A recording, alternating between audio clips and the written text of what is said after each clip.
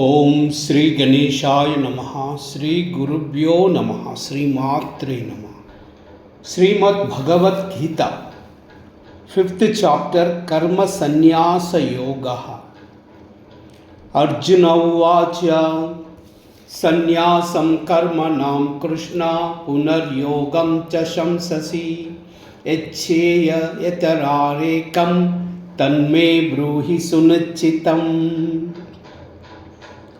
శ్రీభగవానువాచ సన్యాసః కర్మయోగశ్చ నిశ్రేయసకరావుభౌ తయోస్తు కర్మ సన్యాస్యాత్ కర్మయోగో విశిష్యతే. జ్ఞేయః సః నిత్యసన్యాసీ యో న ద్వేష్టి న కాంక్షతి నిర్ద్వంద్వో హి మహాబాహో సుఖం బంధాత్ ప్రముచ్యతే. సాంఖ్యయోగౌ పృథక్ బాలా ప్రవదంతి న పండితాః ఏకమప్యాస్థితః సమ్యక్ ఉభయోర్విందతే ఫలం. యత్ సాంఖ్యై ప్రాప్యతే స్థానం తద్యోగైరపి గమ్యతే.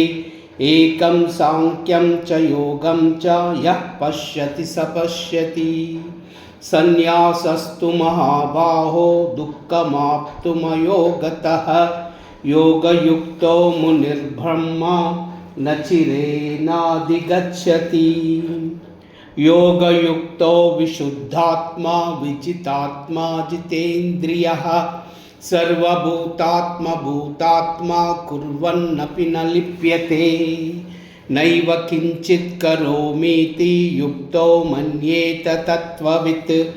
పశ్యన్ శృణ్వన్ స్పృశన్ జిఘ్రన్ నశ్నన్ గచ్చన్ సపన్ శ్వవన్ ప్రలపన్ విసృజన్ గృహ్ణన్ నుష్మిషన్ నిమిషన్నపి ఇంద్రియాణీయార్థేషు వర్తంత ఇతి ధారయన్.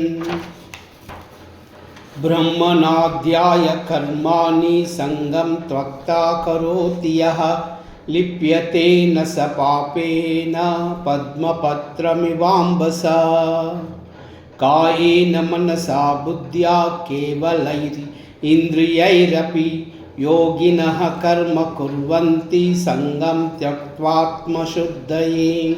యుక్తకర్మఫలం త్యక్త్వా శాంతిమాప్నోతి నైష్ఠికీం. అయుక్తః కామకారేణ ఫలే సక్తో నిబధ్యతే. ఓం శ్రీకృష్ణార్పణమస్తు.